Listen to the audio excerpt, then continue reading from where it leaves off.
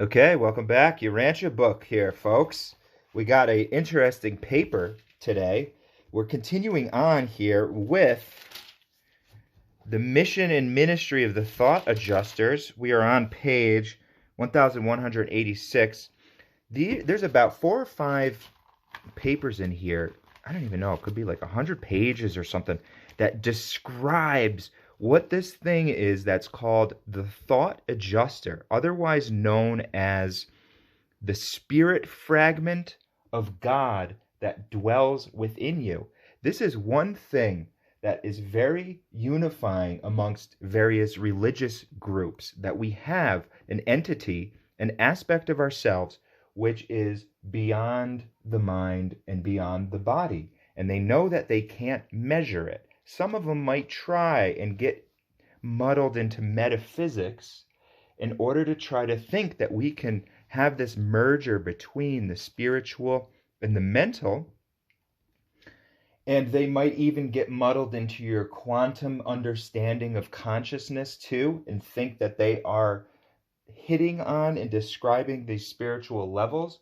But it's important to note these 4 discrete levels of our existence before we get into our reading here on page 1186, if I didn't say that yet. And these 4 levels of existence are the spiritual, the mental, the physical, and the personal. And remember, they are discrete levels of existence, which means that they are separate from each other. So the mind, you cannot measure these scientific modes, and metaphysics might be able to tell you the most that you possibly can tell about the mentality's ability to grasp the spiritual, which would be something like maybe the pineal gland. They call it the spirit gland within us, and they're not really exactly sure what it does, but they think that it emits DMT, this chemical which makes us have these fantastical dreams. And that might be the closest that metaphysics might be able to come, or that science might be able to come in understanding spiritual. But remember, since they're discrete, there's never going to be, it's always going to have to be that faith walk to approach it, that change of heart to approach the spiritual. Nobody's ever going to be able to give you a theorem about it. And it's set up that way for a reason. Okay, this faith walk is important to understand this adjuster, this spirit that dwells within us. But now here's the key, is that these levels are discrete from each other, notwithstanding their intimate coordination. So they're not just separate. For instance, I can have an idea about building a building, and then I physically manifest that idea. I can have an idea that I want to become more spiritual, and then I go about what would it take to do that? And then I would do something like pick up the Urantia book. So they're discrete, notwithstanding their intimate coordination. Now, the last thing I'll say, once you do discover that you want to become spiritual and have that change of heart, and you discover this adjuster within you, you will know beyond a shadow of a doubt. That belief and that faith walk will become a knowing, folks. And that is possible. Knowing beyond a shadow of a doubt, which was once faith. Experience that are so powerful and connecting with this, that you know that it is an objective reality, not only for you, but for everybody in the universe. And it is somewhat frustrating to look at your atheist neighbor and say, dude, I know it's real. I know it's real. And they haven't had the experience. And all you can do is offer your own life as a proof of that and say, well, it helped me get over the drinking. It helped me do this and blah, blah, blah, blah. There's nothing else that you can do for them, because then we would deprive them of their free will faith walk if I was able to do something. And we don't want to do that. So however frustrating it might be, we still have to take a few breaths and say, no. In fact, that's what Lucifer tried to do. They tried to short circuit the time governor. They tried to deprive beings of this free will choice to choose God. So, but we can know it, and we don't need to prove it to anybody else in order to understand the reality. And then it's kind of a sigh of relief, because now you're just waiting for the world to catch up to our understanding of this reality called adjuster indwelling. So Please like and subscribe, folks. We're getting close to the 1,000 here, so that would be a nice, fun little goal, trying to get this amazing word out here called the Urantia Book. Let's get into it. Prerequisites of adjuster indwelling. Though the adjusters volunteer for service as soon as the personality forecasts have been relayed to Divinington, remember that was the process that we learned about last video about how they're assigning on which adjuster should go to which human. They are not actually assigned until the human subjects make their first moral personality decision. This is key for several reasons. If the being, let's read on. The first moral choice of a human child is automatically indicated in the 7th mind adjutant and registers instantly by way of the local universe creative spirit, the mother spirit. We always hear father, father, father. This is the female aspect of our local universe creative mother spirit over the universal mind gravity circuit of the conjoint actor in the presence of the master spirit of the superuniverse jurisdiction, who forthwith dispatches the intelligence to Divinington. So that is a lot of, I don't know if you'd call it cosmology or some sort of, that stuff's all explained in the other parts of the book. We're not going to go too into depth right here, but just to say that there's this really descriptive these aren't like these magical things. But it's all beings that take place. These are the functions of this being. Imagine being one of these, master spirits. God just bestows all of these types of roles to other beings because they can have this wonderful existence and wonderful life rather than God being like, I'm just going to do everything. It's so intercoordinated. Cooperation is key in the universe. Adjusters reach their human subjects on Urantia, being this planet, on the average, just prior to the 6th birthday. So the children are not at this level where they're functioning on this moral choice. Remember, on average, so that doesn't mean always, but there's no reason for them to have an adjuster because their mind hasn't attained this adjutant mind level that the 7th, mind adjutant registry, basically, their mind is just more functioning on this basic sort of animalistic type of way. So there's no reason for them to have a fragment of God. Now, I'll tell you, let's look at, in the present generation, it is running 5 years, 10 months, and 4 days. That is on the 2,134th day of terrestrial life. Okay, that's the exact average of when a child receives its spirit fragment. So, one good thing about this is that it puts to rest the whole debate about if abortion is killing a soul. God is practical. God would not put a soul into a being that they don't even know, first of all, if it's going to be functioning in a moral type of way. They don't know what this functioning is yet. So if somebody is like, geez, I was raped, blah, blah, blah, I say blah, blah, blah, I don't mean to, downplay this. I'm just trying to make a point that the being, if you're aborting this baby, it's not a baby, it's a fetus, okay, first of all. You're not eliminating a soul, as all of the Christians think, in that we need to perpetuate these sort of terrible circumstances and not allow women to choose, okay? That is key here, folks. There's no spiritual entity within that being. It is simply a potential, okay? So that solves that. And one brilliant, beautiful liner to solve the whole abortion issue. God is practical. Is it practical that I need to carry a baby for XYZ reasons if I don't want to? Because I don't like the situations in which that baby came, or for whatever reasons, I don't have the economics to do it. And because of that, I'm just going to have another mouth to feed and struggle and suffer. And maybe this baby's going to be one of these starving beings, like with flies around it and sort of thing that I've never witnessed firsthand, but we know that it's a reality. And so you just have to say, God is practical. No, you don't need to do that. Why? That's not practical. Okay?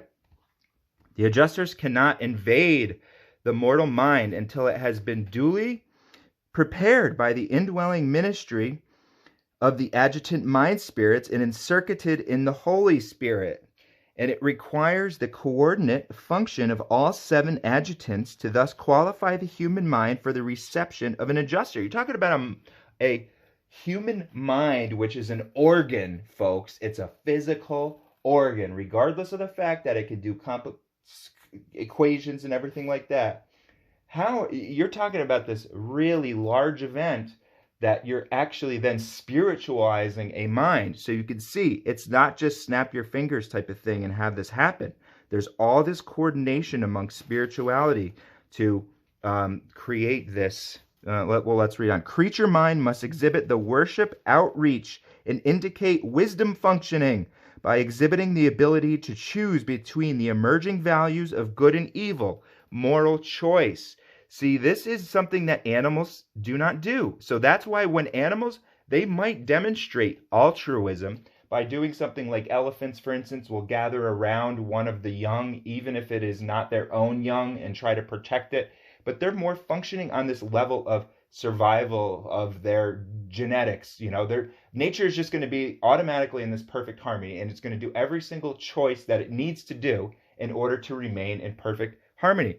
Humans, however, have this advanced functioning to choose between the values of good and evil. Animals don't look at that as good and evil. They're just functioning on this basic level. They're not contemplating whether or not there's God when they're doing that. So that's the difference there. And that's animals aren't getting that. And infants aren't getting that. Thus is the stage of human mind set for the reception of adjusters. But as a general rule, they do not immediately appear to indwell such minds except on those worlds where the Spirit of Truth is functioning as a spiritual coordinator of these different spirit ministries. I forgot where I left off, how to feed my cat. Worlds where the Spirit of Truth is functioning as a spiritual coordinator of these different spirit ministries. I see. The Spirit of Truth changes kind of the spiritual economy of the planet. That's something that came after the bestowal of Jesus of Nazareth. And so this Spirit of Truth is another functioning spiritual element to our existence, which makes us more receptive to truth, which is kind of a partner to these adjusters. But planets don't receive automatically a Spirit of Truth bestowal until a certain time in kind of the spiritual evolution or progression of the world. We have this on our planet. So that, because of that, we're much more prepared to receive these adjusters. But otherwise, it says, if this spirit of bestowal sons is present, the adjusters unfailingly come. The instant the 7th adjutant mind spirit begins to function and signalizes to the universe mother spirit that it has achieved in potential the coordination of the associated 6 adjutants of prior ministry to such a mortal intellect.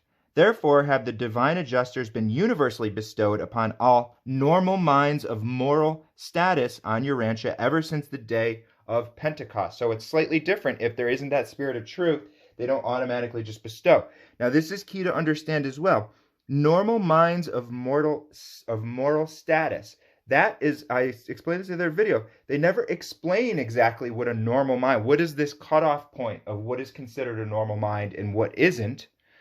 But there is some sort of cutoff point, as you can see, but I don't know how and far that extends. We can't judge somebody. Let's say a guy, got backed into a corner and did a murder or whatever, just out of ignorance and some third. We can't just say, well, this guy doesn't have an adjuster. We don't know. He might be able to choose and make a different choice. It doesn't mean that we shouldn't imprison dangerous people and keep them out of the society and keep them from creating victims. But it's not a stigma to say, well, this man obviously doesn't have any sort of spiritual birthright, or woman, but mostly man, we'll be honest. But it does, there's some sort of distinguishing thing and moral status. So it could, I've thought, there's no point in really even to decide it. You just kind of have to treat everybody as if they have an adjuster, and it's up to them and God in order to how they are going to, resolve this. So I treat everybody as if they have the adjuster, but it's important to know because it's saying it might possibly be that, like, for instance, if somebody just has a really low functioning brain for some unfortunate reason that they were born with, um, it just might be that they might not have this normal mind. Or if somebody is completely psychopathic, it doesn't mean that we there's hope for rehabilitating them always. We might just have to imprison them, or whatever the state decides. The state decides there's a death penalty or something like that.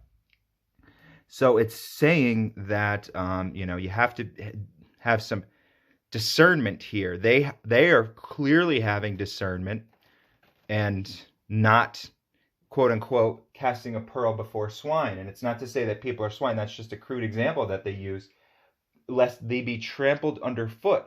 It's a crude example to show that there's just some practicality that needs to be approached when we're dealing with spirituality. And even if the being doesn't, they still should be they still have feelings and that sort of thing. They should be treated with fairness. We shouldn't do cruel and unusual things for murderers.